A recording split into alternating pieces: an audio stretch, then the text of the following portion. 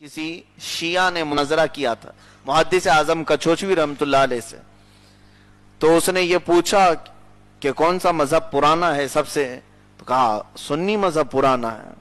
کہا سنی وہ ہے جن کو اہل سنہ و جماعہ کہا جاتا ہے۔ حضور نے ایک معیار، ایک کسوٹی بتائی، کون جنت میں جائے گا پوچھا گیا تو حضور فرماتے ما انا علیہ و اصحابی، جس طریقے پر میں ہوں اور میرے صحابہ قائم ہیں، جو اس طریقے پر قائم ہے بس وہ جماعت جنت میں جانے والی۔ اب سنیے، حضور کے طریقے کو کیا کہا جاتا ہے؟ کیا کہا جاتا ہے؟ سنت۔ سنت کہتے کسے؟ حضور کے طور طریقوں کو، حضور کے اعمال کو، اور صحابہ کو جماعت کہا جاتا ہے۔ تو الحمدللہ ہم جو سنی اہل سنت و جماعت ہیں، سنت اہل کا مطلب ہوتا ہے والے، اہل سنت و جماعت کا مطلب ہی یہ ہوتا ہے رسول کی سنت والے، صحابہ کی جماعت والے۔ ہمارا کوئی دوسرا نام نہیں ہے۔ پہچان کے لیے اور ہم نسبتیں لگاتے ہیں، الگ بات ہے۔ ہم قادری، رضوی، اشرفی، برکاتی، یہ مشرب کی نسبتیں ہیں، برکت لینے کے لیے لگا لیتے ہیں۔ جس طرح خاندانوں کے بھی نام ہوتے ہیں، شیخ ہیں، پٹھان ہیں، سید ہیں، یہ نسبت اپنے آپ کو الگ تمیز کرنے کے لیے لگا لیے جاتے ہیں۔ اسی طرح مسلک اعلی حضرت کا استعمال یہ ہمارے درمیان تشخص کے لیے استعمال کیا جاتا، ورنہ ہمارا صرف ایک ہی نام ہے، وہ اہل سنت و جماعت ہے۔ محدث اعظم کچھوچوی رحمۃ اللہ علیہ نے فرمایا یہ سب سے پرانا مذہب اور دین یہی ہے۔ اور شیعہ کا وجود کب ہوا؟ جب حضرت علی رضی اللہ تعالیٰ عنہ کے اور حضرت امیر معاویہ رضی اللہ تعالیٰ عنہ کے درمیان معاملات ہوئے، اور اس کے بعد حضرت علی کی حمایت میں ایک فرقہ نکلا اور وہی شیعہ کہلانے لگے۔ پہلے تو ان کا نام شیعان علی تھا، یعنی علی کے حمایتی، پھر یہ بڑھتے بڑھتے غلو کرنے لگ گئے۔ غلو میں مبالغہ اتنا بڑھا کہ حضرت علی کو نبی کے درجے تک پہنچا دیا۔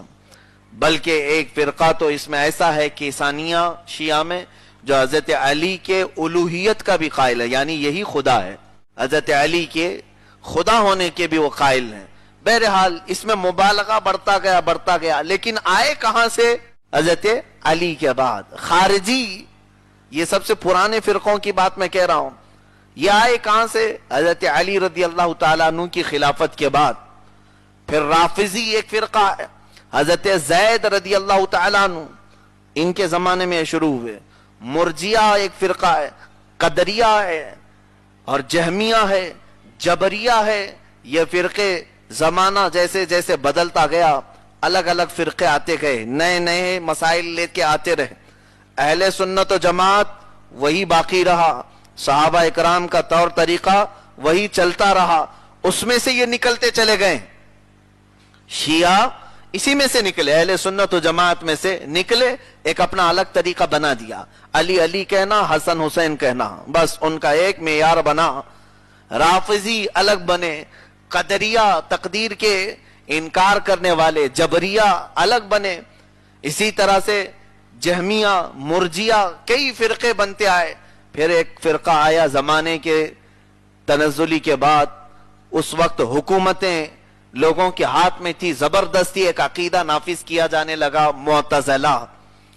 ان کے الگ الگ قول تھے، اسی قول کو نہ ماننے پر امام احمد بن حنبل کو کوڑے لگائے گئے۔ امام احمد بن حنبل رضی اللہ تعالیٰ عنہ پر انہوں نے ظلم کیا بہت۔ امام اعظم ابو حنیفہ رضی اللہ تعالیٰ عنہ کو جیل میں رکھا گیا، کیونکہ پاور ان کے پاس تھا۔ لوگ آج ہم سے سوال کرتے ہیں، ارے حرم پاک میں یہ سب چل رہا ہے، مکہ میں، مدینہ میں یہ چل رہا ہے، تو آپ کیوں نہیں فالو کر لیتے؟ مکہ اور مدینہ میں بہت پہلے بہت کچھ چل چکا ہے۔ ہمارے لیے دلیل کہیں سے چلنا نہیں، ہمارے لیے حضور نے دلیل صرف یہی دی ہے جو میرے طریقے پر ہو اور میرے صحابہ کے طریقے پر۔ اب حضور کے طریقے پر اور صحابہ کے طریقے پر کوئی قائم، وہ مکہ میں ہو یا مدینے میں ہو یا پھر کسی چھوٹی جھونپڑی میں ہو، ہمارا امام ہے۔ اور اس طریقے سے ہٹا اور پھر وہ کعبے کا بھی امام بنے تو ہمارا امام ہو نہیں سکتا۔ अब सुनिए आगे की बात, मैं जिस लिए इस बात को छेड़ा हूं, फिरके बनते आए, इस शियों में इतने बड़े बड़े अलग अलग जमातें बनती गईं, इस्माइलिया, इस्ना अशरिया, जैदिया, गुलातिया, अब मैं कितने फिरकों के नाम शुमार करूं, 72 से ज्यादा तो फिरके कब के वजूद में आ गए थे। हुजूर सैयदना गौसुल आजम दस्तगीर रदी अल्लाह तआला अन्हु ने अपनी किताब गुनियतुत तालिबीन में तकरीबन 72 फिरकों का नाम भी लिख दिया है उस जमाने में, कि ये सब खारिज अहले सुन्नत व जमात से निकले हुए हैं। उनके जमाने में ही 70 से ज्यादा थे, तो अब तो 1000 साल गुजर गए, 700 और पैदा हो गए होंगे, बल्कि उससे भी ज्यादा हो गए होंगे। ये सब निकलते गए। उसके बाद फिर नई नई जमातें आई, बाज लोग फिर अपना एक तरीका ले आए, अपने आप को उन्होंने सलफी कहा। फिर एक जमात आई, उन्होंने अपने आप को हदीस वाला कहा, हम अहले हदीस हैं। फिर एक जमात आई, उन्होंने कहा हम सिर्फ अहले कुरान हैं, हम कुरान की मानते हैं और कुछ नहीं मानते, जिनको चकड़ालवी कहते हैं। कुछ आए नेचरी तबई जमात, ये गालिबन सर सैयद अहमद खान के फॉलोअर्स थे, वो तमाम मौजज़ात का इनकार करते हैं। मौजज़ा किसी चीज का नाम नहीं है, फरिश्तों का इनकार करते हैं, फरिश्ता है ही नहीं। और वो शैतान का भी इनकार करते हैं, शैतान है ही नहीं। नेकी की कुव्वत का नाम फरिश्ता है और बुराई की ताकत का नाम शैतान है। तो उन्होंने पूरी तफसीर को तोड़ मड़ोड़ करके रख दिया है, मौजज़ों का इनकार। तो ये फिरका वजूद में आया। नेचरियत कितने ऐसे बनते गए, लेकिन निकले किस में से? अहले सुन्नत व जमात में से। रसूल पाक सल्लल्लाहु तआला अलैहि वसल्लम और उनके सहाबा का जो तरीका था वो अहलुस सुन्नह वल जमाअह कहलाया, सुन्नत वाले और जमात वाले। उसमें से निकलते निकलते फिरके बनते गए। फिर उसमें से बढ़ते हुए बाद में एक जमात निकली जिन्होंने अपना नाम वहाबिया रखा, कुछ एक जमात निकली उन्होंने अपना नाम देवबंदिया रखा, अपने अपने उन्होंने नाम रखे। दारुल उलूम देवबंद जो हिंदुस्तान में उत्तर प्रदेश के एक इलाके में वाक़े है, उस मदरसे में पढ़ने वाले या वहां के तरीके को फॉलो करने वालों को देवबंदी कहा जाता है। अच्छा मियाँ, ये मदरसा कब बना, इसकी तारीख क्या है? ये मदरसा तकरीबन आजादी से कुछ साल पहले बना, यानी ले दे करके इसकी 150 साल पुरानी तारीख भी नहीं है। और उसके अलावा वहाबियत के बारे में अगर मैं आपको बता दूं, शेख मोहम्मद बिन अब्दुल वहाब नजदी अरब में एक ऐसा शख्स था जिसने तालीम हासिल की यहूदियों के हाथ में, और अरब में आकर उसने अपना एक नया तरीका इजाद किया और जितने मुसलमान थे उस जमाने में औलिया, उन सबको काफिर कहना शुरू किया। मज़ारात को उसने खत्म करवाने का ऐलान किया, फतवे जारी किया। तो नया एक फितना शुरू हुआ। तो ये कब हुआ? मोहम्मद बिन अब्दुल वहाब नजदी की अगर आप तारीख पढ़ेंगे, इसकी तारीख भी सिर्फ 150 साल पुरानी है, 150 साल पुरानी है।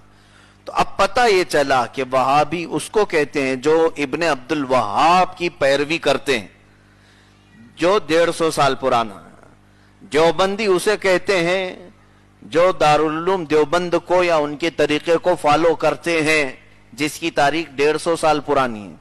लेकिन अल्हम्दुलिल्लाह प्यूरिटी जो है आज तक सुन्नियों में बाकी है, जिसको अहले सुन्नत व जमात कहा जाता है। यह अल्लाह का फजल एहसान नहीं है तो और क्या है कि अल्लाह और उसके रसूल सल्लल्लाहु अलैहि वसल्लम का बेपनाह करम और एहसान हम पर, कि जो सहाबा की जमात का अकीदा था आज तक आप उसी अकीदे पर बरकरार हैं। अजीजा ने गिरामी, बाज बातें ऐसी हैं जिसको लोग ये समझते हैं कि इख्तिलाफी बातें करते हैं। नहीं, मुझे तो इससे कोई सरोकार है ही नहीं। अल्हम्दुलिल्लाह मैंने कभी फसाद या फितने की बातें हरगिज करने की कोशिश नहीं की। इस्लाह की कोशिश हमेशा से रही, अल्लाह इसी पर कायम रखे। लेकिन बाज लोग इन तमाम बातों को जो मैं अभी फिरकों के मुतालिक अर्ज किया, किसी को ऐसी उलझन का शिकार है कोई, तो खुल करके अपनी राय का इजहार करें और तशफ़ी बख्श जवाब हासिल करें, इसलिए कि इससे आपके ईमान का ताल्लुक है, आपके अकीदे का ताल्लुक है। इसमें अगर जरा बराबर गड़बड़ी हुई तो पूरा हमारी जिंदगी का सब किया करा सब खत्म होगा और सीधे जहन्नम में ले जाया जाएगा।